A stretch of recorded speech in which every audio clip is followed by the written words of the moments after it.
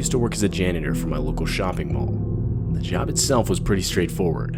Empty the trash, clean the floors and windows, clean the bathrooms, etc.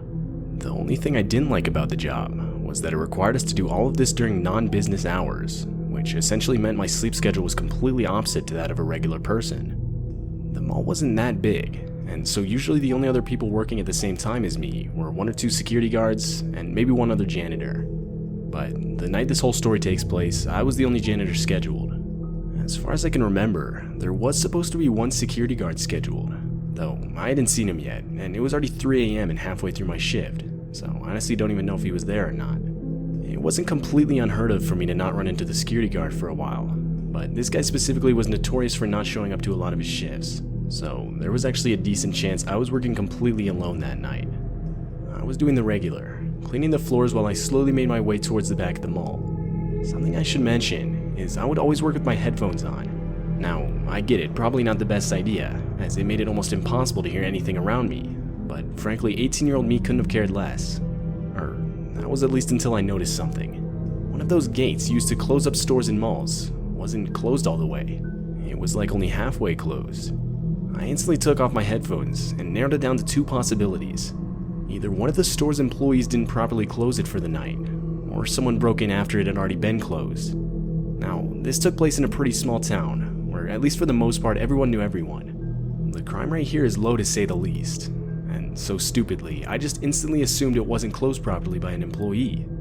Even though I was only a janitor, I did have access to a spare set of keys for all the stores, so I figured I'd just lock it up myself. And so I did. But as I was doing so, I swear I could hear some sort of rustling sound coming from further in the store. It sounded like clothes being moved and rubbing together. If I'm being completely honest, this shook me up pretty bad. I could feel my heart start to race as I was coming to the realization that there might actually be someone in there. But ultimately, I figured my mind had to have been playing tricks on me. I felt this sort of urge to go inside to confirm this. I can't really explain it, but I guess it kind of felt like the only way to put my mind at ease was for me to see for myself that it was nothing. So, I turned on my flashlight that I always carry around while I'm working and walked inside. It was deathly quiet in there, but I started slowly looking around with my flashlight. The store wasn't that big, and so this only went on for a couple minutes when pretty much everything had been searched except the very back of the store.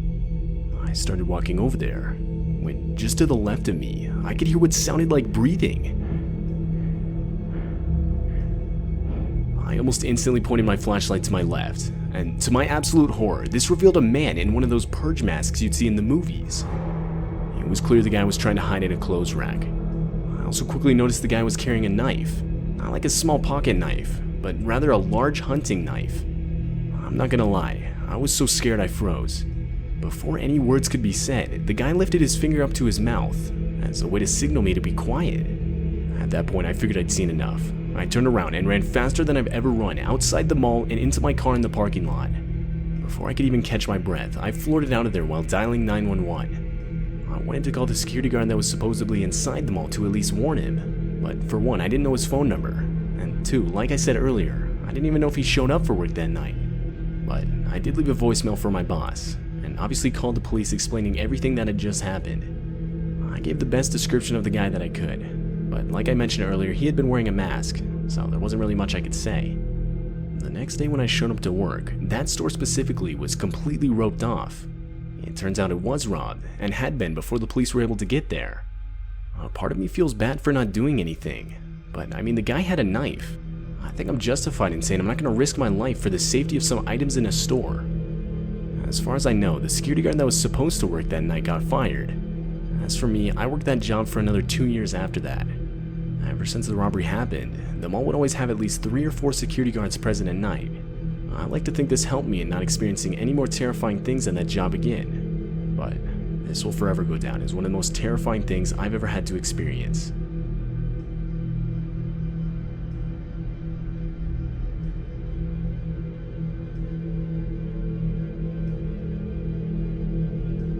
I was 17 and in my 3rd year of high school when this took place. The high school I went to had always been small, though for whatever reason this year in particular had a record high number of total students. And obviously with more students, this required more employees for the school, which included school janitors. my opinion, it always felt like the school needed more janitors, and so it was actually kind of nice to see the school finally doing something about it. Though, needless to say, the process was slow. I mean, by this point it was already 2 weeks till winter break, and the school was still scrambling to find more janitors to hire. They had hired a few, but still clearly not enough to account for the total amount of students. Anyway, with winter break just around the corner, a lot of my classes had big project deadlines coming up. And so on Wednesday, me and my 3 friends decided to stay behind after school to complete a group project that we had honestly barely even started on yet. We worked in the classroom for our English class, as our English teacher, Mr. Simmons, was actually really nice, and we knew he wouldn't care if we stayed late in his classroom to complete our project. After maybe a couple hours of work, he would finally leave for the night. He left the classroom unlocked, and simply told us that when we were done, we would have to get a janitor to lock it for us. We worked for another couple hours, and that's around the time we were actually starting to finish the project. I opted to go find a janitor to lock the classroom for us, as I figured the quicker we could find one, the quicker we could go home. As I was walking down the halls alone, I couldn't help but get this incredibly eerie feeling. Being that it was winter, even though it was only around 7 p.m., there was absolutely no daylight coming in from the windows.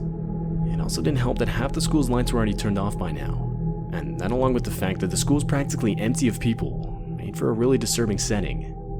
I looked for a janitor for a good 10 minutes, but couldn't find anyone. It was like there was no one else on the ground floor except me and my 3 friends. As far as I knew, this wasn't normal at all.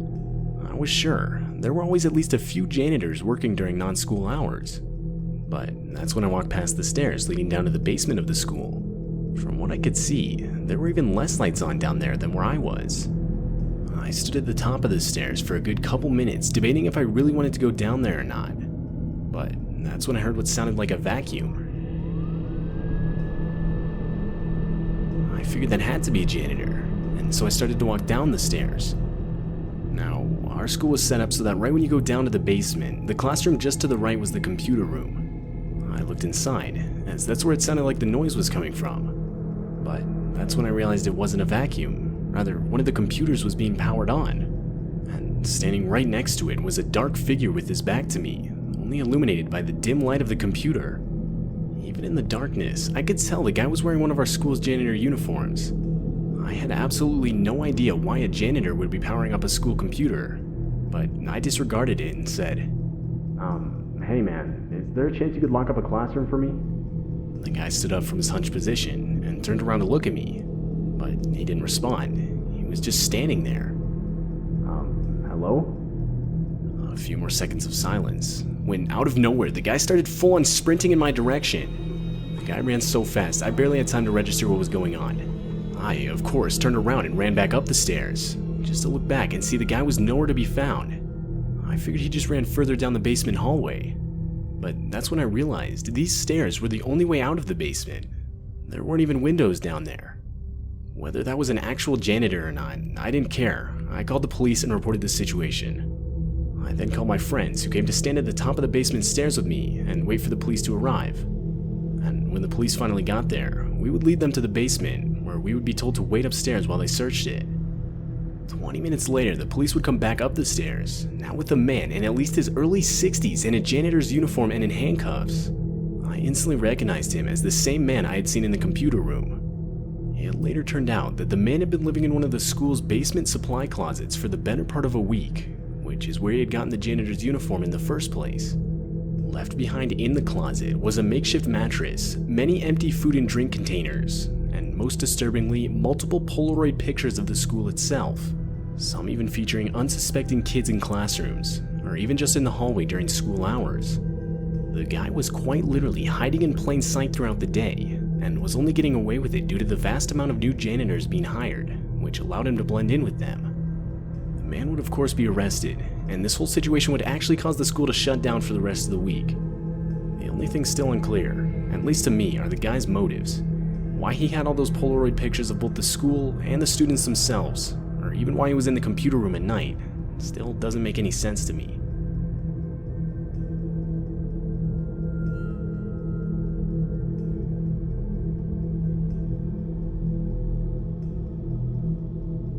I work as a janitor for a hotel company in my area.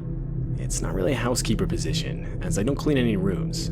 Rather, I'm responsible for things like cleaning the pools, cleaning the floors of the lobby and hallways, refilling the vending machines, and various tasks like that. The company owns a few different hotels in the area, and since I work for the company itself, it's not uncommon for me to be constantly going back and forth between hotels during my shifts. The shifts themselves are always in the dead of the night, so as not to disturb guests. Typically, they'll be from 10 p.m. to 6 a.m. Anyway, this night I was doing the usual cleaning of the floors. I'd say I was around halfway through my shift, so it was like 2 a.m. at this point, when I look up and see some guy in his 40s down the hallway walking towards me. When he gets close enough, I take out my earbuds to see what he needs. And the guy explained to me that the remote to the TV in his room was completely broken. Now, like I mentioned earlier, I wasn't a housekeeper. I never went in the rooms, and technically my job didn't have any duties consisting of customer service whatsoever. I didn't really think I would have been of any help to the guy, but I figured I could at least try. I asked him how exactly it was broken, and he responded by saying that everything on the remote worked fine, just that he didn't understand how to operate the volume button. I found this kind of odd. I've seen what the remotes look like, and I can't imagine anyone not understanding how it worked. I mean, there was only a total of like 6 buttons. I tell the dude that if he grabs it from his room and brings it to me, I would gladly show him how it worked. But for whatever reason, that set him off. The guy starts complaining, saying how bad the customer service is, and how it would be so much easier if I just came to his room quick. And so eventually I give in. I asked him what his room number was, and it turns out he was only 1 floor above me. Plus, I figured it wouldn't take too long just to show someone how to change the volume on a remote. And so I told him after I finished cleaning the hallway I was working on, I would go up to his room. Around 5 minutes later, and I head up to his room to knock on his door. "Hey man, I'm here to show you how the remote works." Right after I call out, I could faintly hear voices talking. It was muttered, but I could tell there were at least 3 different voices coming from inside. The talking went on for so long that I figured the guy hadn't heard me.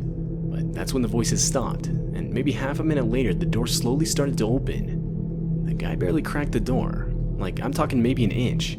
Something I noticed almost right away was that all the lights to the room were off. Other than the faint glow from the TV, it was completely black in there. The guy opened the door a bit and told me to come inside. I hesitated. I did not want to go in there. Everything in me was telling me it was a bad idea. "Come on, come inside." The guy sounded more insistent this time. I pushed the door open, but tried to remain as much in the hallway as possible. I also took the opportunity to reach for the light switch just inside the door and turn it on. And to my horror, this revealed that the guy was completely alone in the room. I know for a fact I heard multiple voices coming from the room just a few seconds earlier. My mind was racing. I started to panic, thinking more people could have been intentionally hiding in the room. I tried to quickly explain the volume switch from where I was standing, but the guy interrupted me, saying I needed to come inside and show him. I reached out my hand and asked for the remote, but the guy backed further into the room and gave me the hand signal, meaning I needed to come to him. And I figured that was it. There was absolutely no way I was going inside that room. Without saying anything, I turned around and got out of there. But before getting in my car and driving off, I would warn the people working at the front desk. I thought about calling the police, but ultimately decided against it, as the guy technically didn't do anything illegal, and I figured I couldn't really prove that he had intended to. I mean, I don't even know what his real intentions were. But at least in my mind, I definitely avoided a very dangerous and even possibly life-threatening situation that night.